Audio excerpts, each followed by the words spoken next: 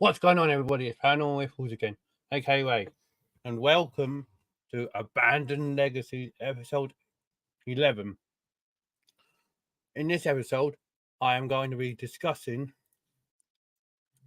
the abandoned subway systems in America and also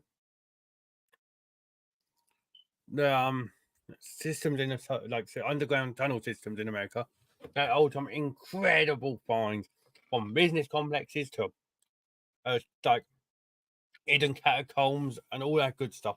So if you're going to enjoy this video, please hit that like button. Subscribe if you haven't already. I'm on the road to 100 subs. I'm 22 away. So come on, guys.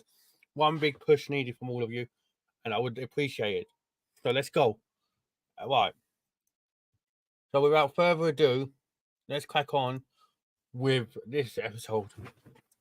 So, the catacombs and all that are in some of these amazing subway places. But, hello, William. So when we go and talk about random places, we all often look at the abandoned houses or abandoned ships. Abandoned train stations here in the UK are quite popular. Some are even used for filming locations. But in America, there is some interesting places that are also have incredible stuff behind, underneath them. Thanks. I'll try my best. Right.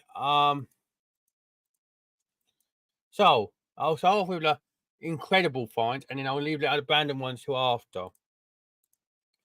So the incredible side of American subway stations is something like this in Kansas City, where limestone deposits dating back 220 million years have been carved into what's claimed to be the world's largest underground business complex. More than 1,600 people report here daily to take up work in businesses ranging from record storage and electric e-commerce to food distribution and retail manufacturing. It's a 55 million square foot artificial cave that is 160 feet beneath the surface with almost 7 miles of paved roads.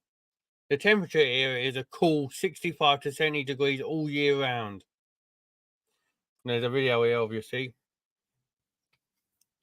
needed.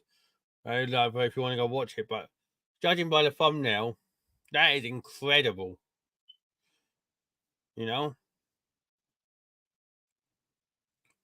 Then you have the hidden catacombs of Indianapolis, Indiana.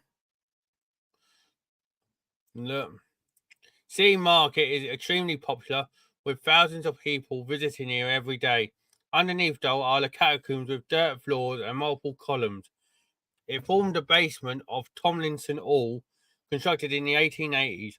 It burned down in the 50s, though, but the solidly built basement has remained in place, however. In old times, this was used for storage, but is now available for parties, events, and tours. Could you imagine renting that out for a party? Oh, hello. I wouldn't like to rent out that basement for a party. Oh yeah, what kind of party? Oh, an Halloween party. I want to scare my friends.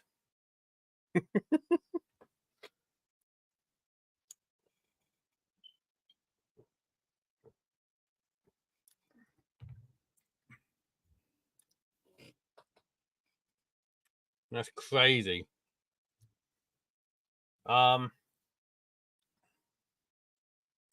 Then we have the underground abandoned city in Seattle, Washington. Look, obviously, if you want to go and look, Groundworks is where I'm on. You want to have a look at these videos. The 1889 Seattle fire wiped out this city, with the new city rising from the old, as essentially a second floor elevated by roughly 22 feet. In the early years, though, businesses continued to operate underground until about 1907, when they were condemned by the city and abandoned. Although in the 50s, this long abandoned underground city was open for tours.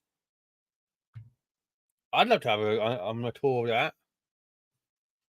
Honestly,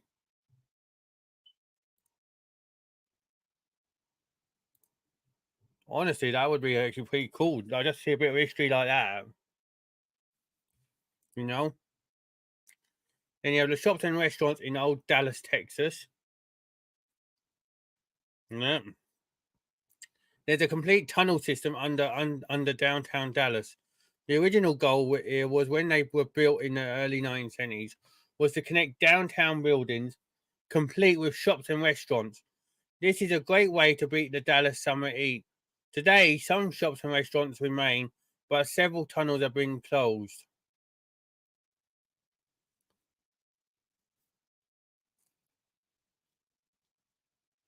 That is nuts. And you have the LA Prohibition tunnels. Um, the 1920s and Prohibition inspired a great deal of creative thinking about how to make, sell, and consume adult beverages, aka alcohol. This is an interesting tour of an underground tunnel leading to a speakeasy, following directions scratched out on a bar napkin. So if you want to go watch this video, like I said, groundwork, because I obviously have all of this, but that looks like an interesting one, you know?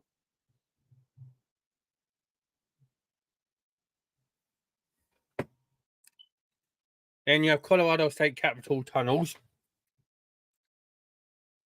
where while not a tunnel system under the city of Denver, this tunnel under the Colorado State Capitol building offers a glimpse into an extensive steam heating system. Storage for the only remaining marble to repair the building and a few empty vaults. Don't miss the cat footprints in the concrete. That's crazy.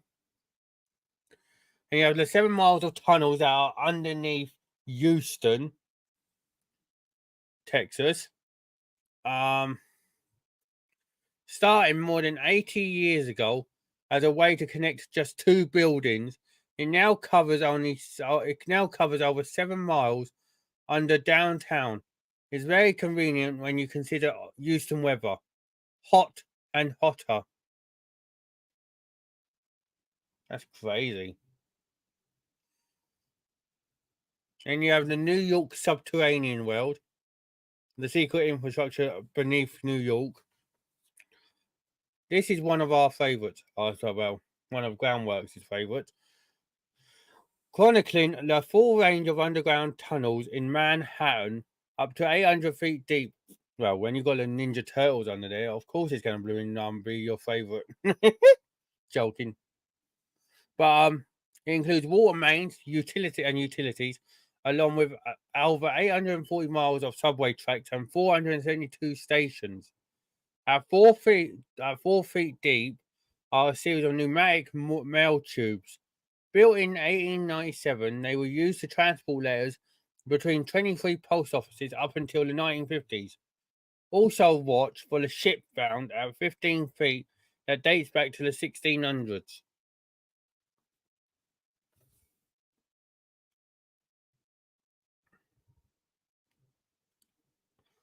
That's nuts.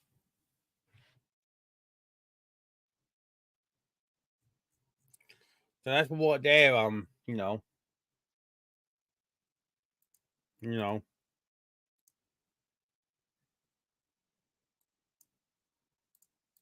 look, see? Right. But that's not all. There is abandoned ones which don't even get used like this, some of these. Such as there's also such as places like this, look. Um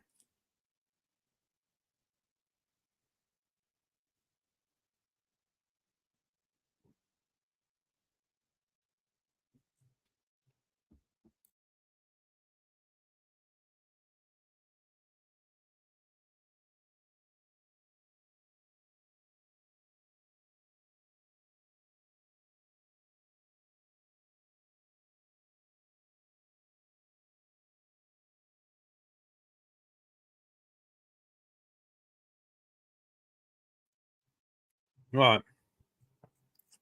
Yeah, like the stuff like this get marked. Look. When Marilyn Monroe had a famous moment.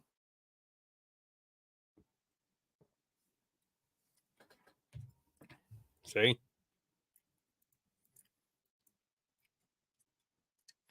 Corner of Lexington and 52nd. But that's not what I'm talking about. Stuff like this. You have abandoned ones, like the 18th Street subway station in Manhattan. This abandoned subway station can still be seen on regular commuter trips. And they go, while today is a creepy urban catacomb covered in just graffiti and dirt, the abandoned 18th Street subway stop in Manhattan was actually in use up until 1948, or 3 years after World War II. It was originally opened in 1904, and at the time of all of the local subway stations on this route could only accommodate 5 car trains. As service expanded, though, larger capacity stations were required, so the New York City Board of Transportation began extending the length of many stations. The nearby 23rd Street station was extended southwards to accommodate 10 car trains, adding an exit at 22nd Street. Of course, having 2 stations within 4 blocks of each other didn't make much sense, so 18th Street was closed. Yeah, see? No. Isn't that crazy?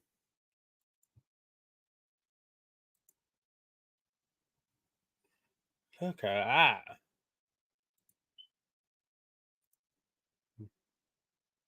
And there was another one. Brooklyn, New York. This innocent looking townhouse or townhome is actually a subway exit. Brooklynites pass by any number of townhouses every day without giving them a second thought, including this one. But it deserves a second look because this house isn't actually a house at all. It's a hidden New York City subway fan plant or ventilation building and emergency exit. It looks normal at first glance, located on Joralemon Street, close to the East River in Brooklyn Heights. Right there, look. But its blacked out windows make it seem a bit off, indicating its secret as a disguised fan plant and emergency exit for the subway. Originally built as a private residence in 1847, it was converted to a ventilation building slash emergency exit during the construction of the Interborough Rapid Street Company's Joralemon Street Tunnel extension of the subway from Bowling Green in Manhattan to Borough Hall in Brooklyn, which opened way back in 1908 and is served by today's 4 and 5 trains. Aware of people's interest in the house due to its somewhat well-known status as a decoy for the exit, the New York Police Department has heightened security measures around it in an attempt to prevent curious passers-by from any subterranean exploration. There you go, look. Ain't that crazy, look.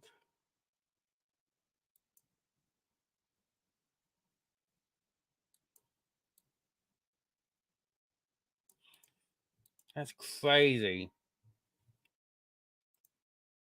Then you have something like Rochester, which is abandoned and permanently closed. Look,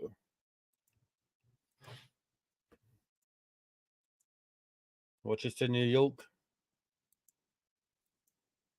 That's crazy. Look,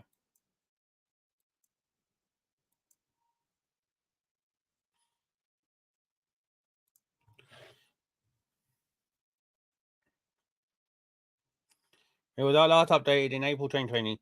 There are sections of are still open near the beginning of the tunnel, but there's construction further down. So basically, this one was but beyond several hidden entrances in downtown Rochester lies an old abandoned subway tunnel, providing shelter for the homeless during the colder months. and a canvas for illegal graffiti and mural artists all year round. The Rochester Industrial and Rapid Transit Railway opened here in 1927, running along the bones of the old Erie Canal. The canal was redirected some years earlier, and the city of Rochester wanted to utilize the passage as a freight interchange between the many railroads in the area. The total length of the subway was less than 10 miles long and only serviced the city and up until 1956. Despite attempts by some city officials to expand this system, the subway was hampered from the beginning due to the Erie Canal route, which wasn't exactly optimized for intercity travel. So yeah, I won't go any more in depth, but basically what they're saying is that because of the canal route, there was no need for it, and they were trying to get it sorted, but in the end they lost it. No. Cincinnati, well, the Cincinnati subway is one of the most famous ones.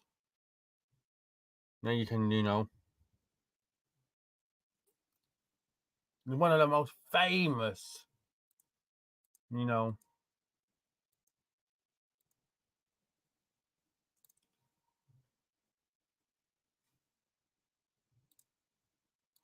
It's like one of the most famous subway stations, which is crazy. It's one of the most famous abandoned ones because look, hang on, look at it. That is crazy. Look, police tape. It looks like. No. Now they go under construction. Now look at it. That's crazy. In the early years of the 20th century, look, see, there's so much here. Look. There are no longer tours offered over the subways because it's deemed unsafe. They are used by the Woolwork Company only. But yeah, there you go. In the early years of the 20th century, when the river trade was flourishing and it ranked in the top 10 largest cities in the nation, Cincinnati, Ohio, decided to build a subway system. The major impetus was the draining of the Miami and Erie canals again, along which the subway would be built. The idea really originated in 1884 when the Cincinnati Graphic printed an illustration showing trains chugging along underground in an old canal bed covered with a new street. So the muddy canal bottoms were used as refuse dumps, see.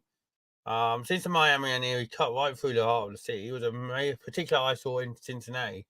The plan was made in 1912 to build a 16-mile rapid transit rail system in a loop around the city with a branch going underground and heading downtown. It surfaced at Brighton and St. Bernard and ran above ground along the Ohio River. The cost, originally estimated at $12 million, was cut down to $6 million and then voted on in 1916. More than 80% of Cincinnatians said yes to the new railway, but work wasn't begun until after World War One, obviously, because World War was in the middle, wasn't it? January 28, 1920, to be exact. Ground was first broken on Walnut Street, where nowadays you will find office buildings, apartments, and restaurants. Despite several delays, the 2-mile underground portion of the subway was completed by 1923, but inflation had destroyed the projected budget and caused the rail loop to be reduced in size. And then in 1926, Mayor Murray Season Good took control of the project from the county and gave it to the city. Then estimated another $10 million was needed to be spent. Central Parkway, which was built atop the underground tunnels, opened in 1928. Of course, in 1929, any consideration of paying the millions evaporated when the stock market crashed.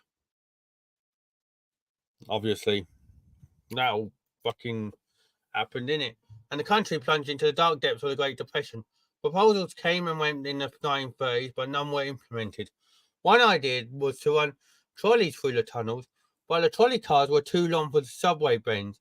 Another proposal by city manager C.O. Sherrill in 1939 was to use them for automobile traffic, but the cost of the plan was too high. And in a 1948 study, finally mothballed this subway for good, though efforts to do something with the tunnels that have been constantly ongoing for more than half a century. Ideas have included a bomb shelter, a shopping and nightlife district, a massive wine cellar, and even more rapid transit. The latest proposal is for another subway. I-75 was built, destroying a large segment of this underground passage. But one of the Queen City's best kept secrets is the fact that sections of the original subway still remain, including all four of the stations put in during initial construction. And today it's been sealed off. That's crazy, isn't it, guys? That is crazy.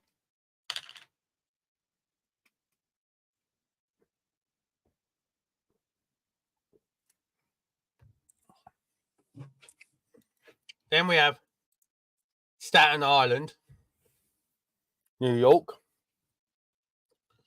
and Staten Island's lost subway tunnel. On the clear spring afternoon of April 14th, 1923, the 96th mayor of New York City swung a silver pickaxe into the ground at Owl's Head Park in the Bay Ridge neighborhood of Brooklyn. John Francis Ireland, who was nicknamed Red Mike for his championing of the people of New York against the interests of Rockefeller and Standard Oil, the silver pickaxe he was wielding broke the ground on what was to be the first connection between Brooklyn and Staten Island. A subway tunnel that was never finished and still lies undetected and incomplete underneath Owl's Edge Park. Yeah. Here's the park, the Narrows. That's a map where it would have been detailing it, look.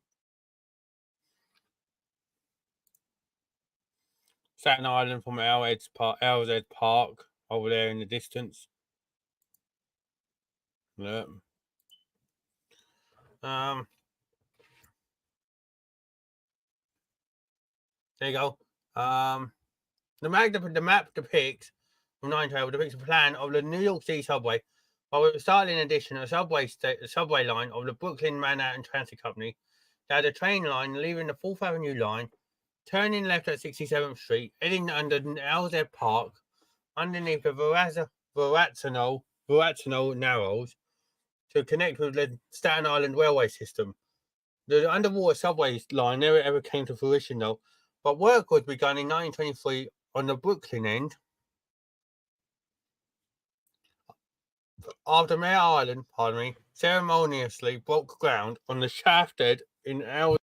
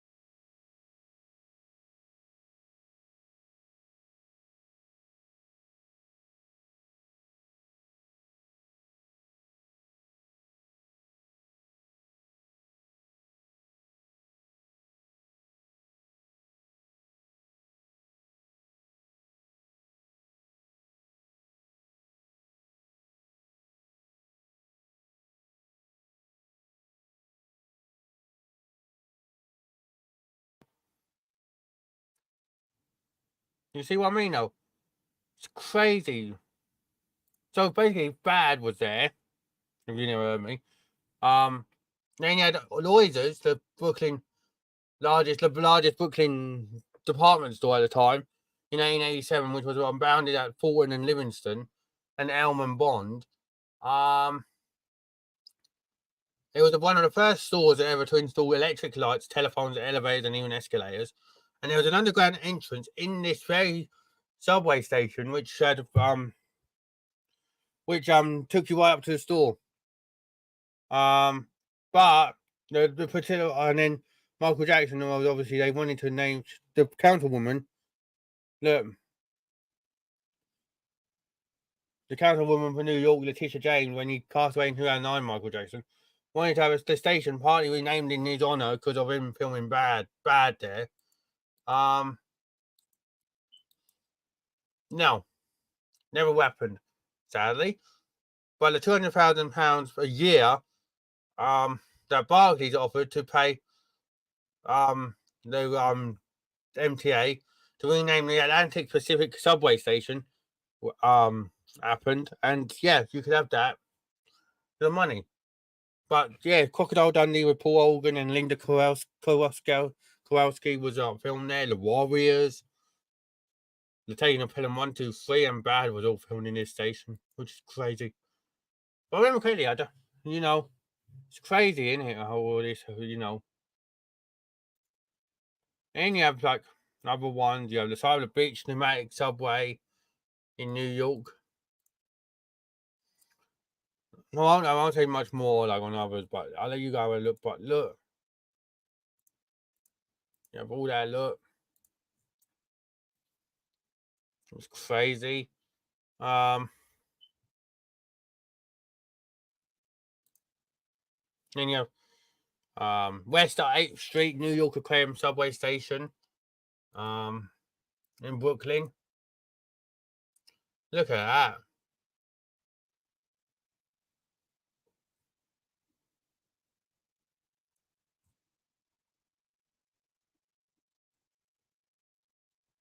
That's crazy.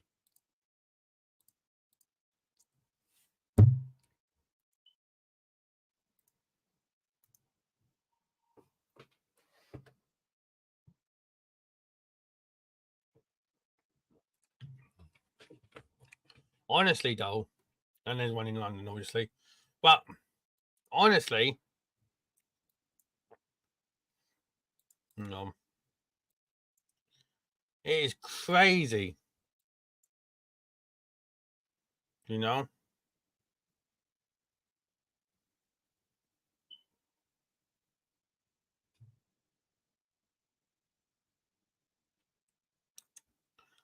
there's Rochester, Buffalo,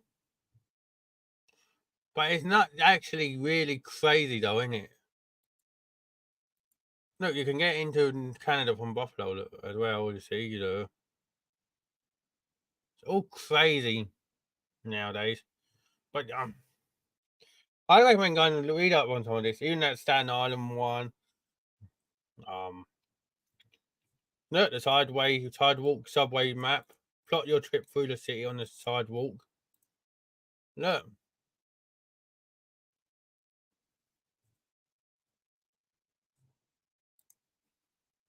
They've got that in New York, it looks like.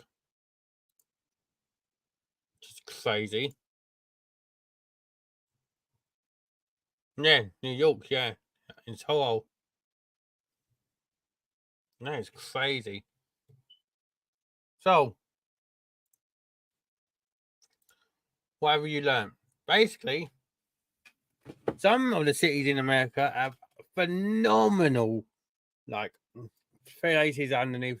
Like the Kansas City one with the flowing limestone, all that. Now, even the catacombs in Indiana. And then some places like in New York, they have abandoned subway stations that are still abandoned and they don't have anything. There is also one that is not on here, and I'm going to try and get up quickly before I end this show here.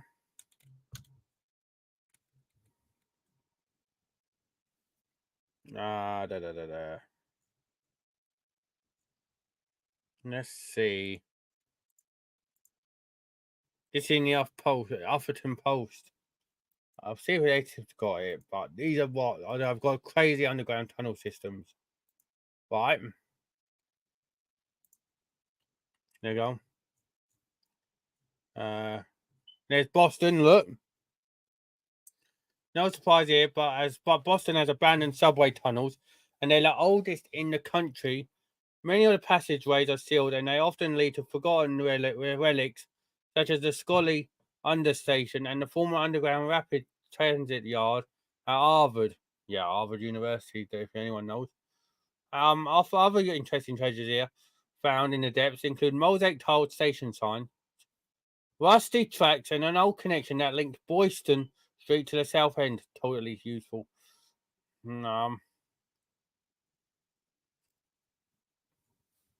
Brooklyn under Atlantic Avenue. Look, Chicago, as both Boston and Brooklyn beat, with 6 different levels of left behind holes in the ground. Ew, that's crazy. The Pedway, CTA tunnels, cable car tunnels, freight tunnels, water tunnels, and even the deep tunnel. Please stop smirking. No.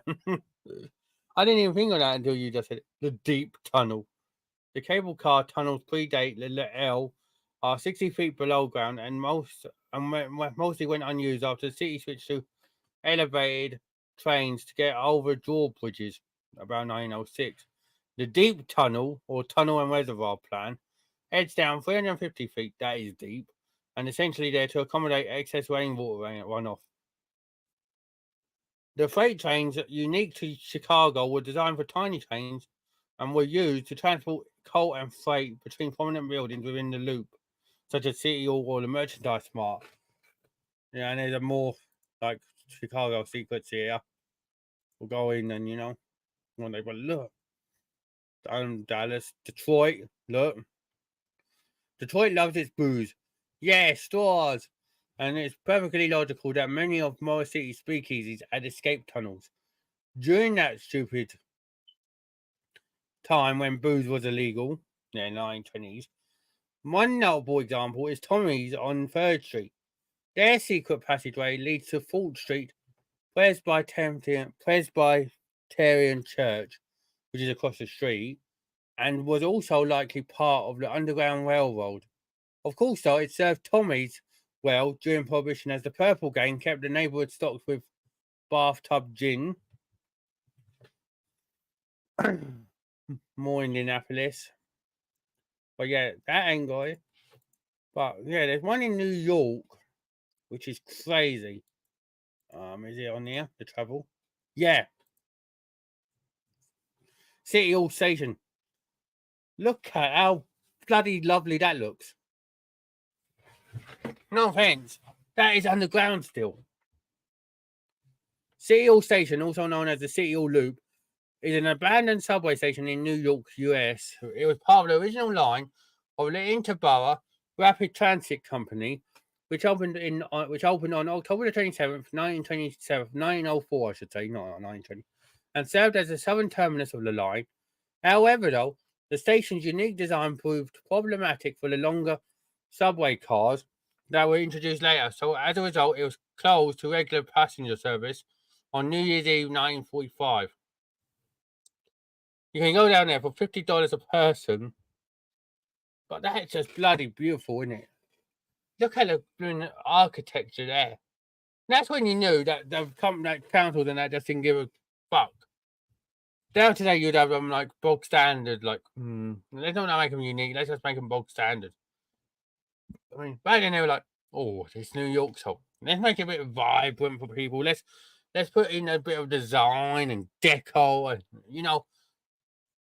now you get like this. Look, we have. Well, there's Aldrich for us, but no, I haven't just seen anything more on this list for America.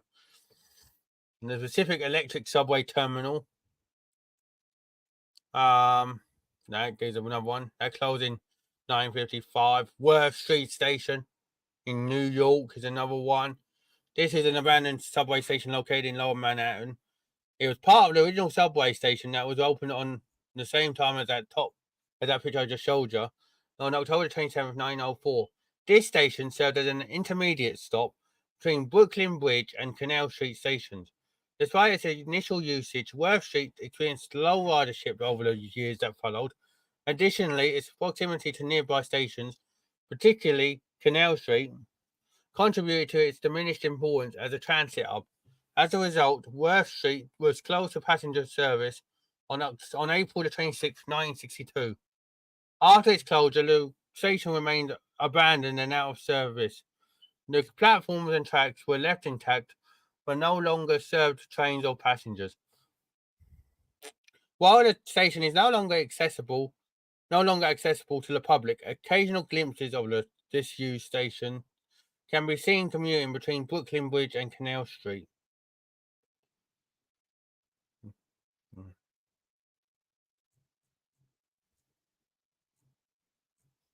Crazy, isn't it? It's absolutely bonkers. Hang on. It's absolutely bonkers what like subways and all that are lurking underneath America. I know we got a few over here, but when you got that much land like America, you're bound to have like stuff like this, which is nuts.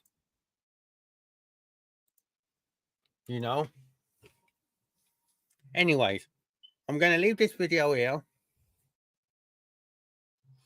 for all you guys. Let me know your thoughts in the comments. Hang on, just double checking something. That's it.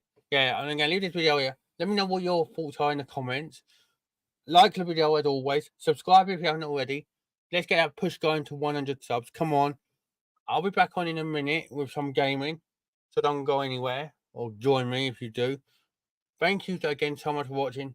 Take care, everyone. And have a good rest of your day. If you're doing anything and you can't come in, I understand. But yeah. Speak to you in a bit. Thank you. And I hope you enjoyed. Take care, everyone.